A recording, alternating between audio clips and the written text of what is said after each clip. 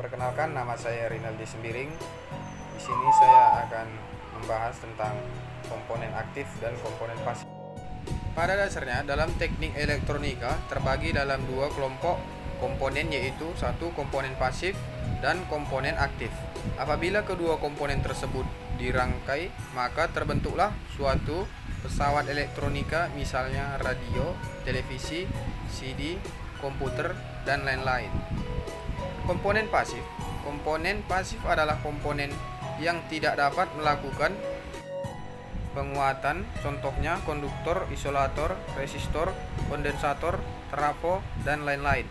Yang satu konduktor adalah bahan yang mudah mengantarkan listrik, contoh bahan pengantar listrik, konduktor, tembaga, aluminium, timah, seng, dan bahkan logam yang lain. Konduktor dapat menghantarkan listrik karena mempunyai nilai resistansi yang kecil. Dua isolator adalah bahan yang sulit mengantarkan arus listrik atau berfungsi untuk memisahkan antara komponen satu dengan yang lain. Contoh isolator: karet, plastik, keramik, mika, kertas, dan lain-lain. Isolator sulit mengantarkan arus listrik karena mempunyai nilai resistansi yang besar. 3. Resistor atau hambatan. Kegunaan resistor yang pertama: pengatur arus, pengatur tegangan, pengatur suara, pengatur nada rendah dan nada tengah, nada tinggi, dan juga bisa sebagai pengatur frekuensi. Yang ketiga, penghantar arus, pembagi tegangan. Yang keempat, induktor adalah konduktor yang bisa menginduksi tegangan induksi bila arus yang melewatinya berubah-ubah.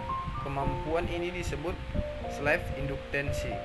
Adalah beberapa macam induktor.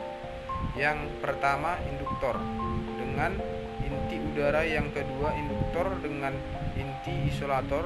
Yang ketiga, induktor variabel dengan inti ferrit. Yang keempat, induktor dengan inti besi. Yang kelima, transformator adalah komponen elektronika yang memindahkan arus listrik bolak-balik atau AC dari satu komponen ke komponen yang lain, menjadi lebih tinggi atau lebih rendah.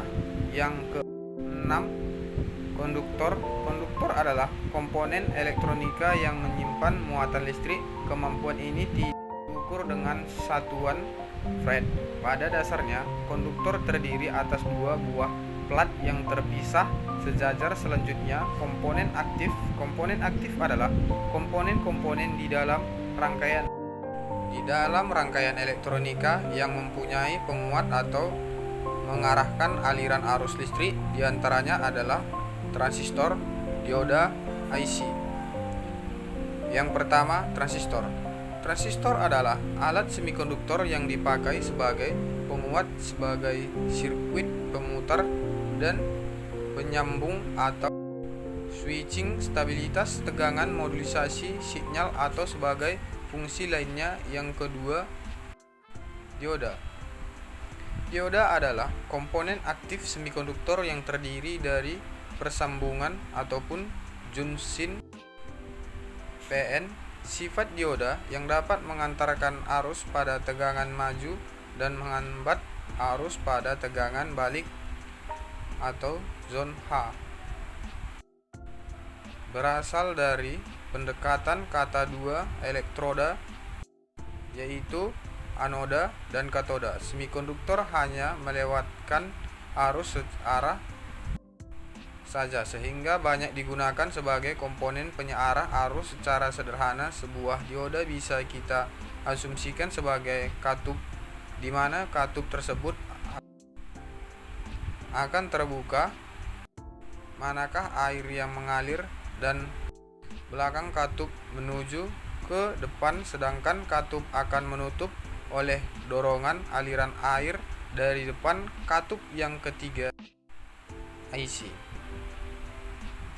IC adalah komponen frekuensi aktif yang terdiri dari gabungan ratusan bahkan jutaan transistor, resistor, dan komponen lainnya integrasi menjadi sebuah rangkaian elektronika dalam sebuah kemasan kecil. Bentuk IC juga bermacam-macam, mulai dari yang berkaki 3 hingga ratusan kaki. Fungsi IC juga beraneka ragam, mulai dari penguat, switching, pengontrol, hingga media menyimpan. Pada umumnya, IC adalah komponen elektronika dipergunakan sebagai otak dalam sebuah peralatan elektronika.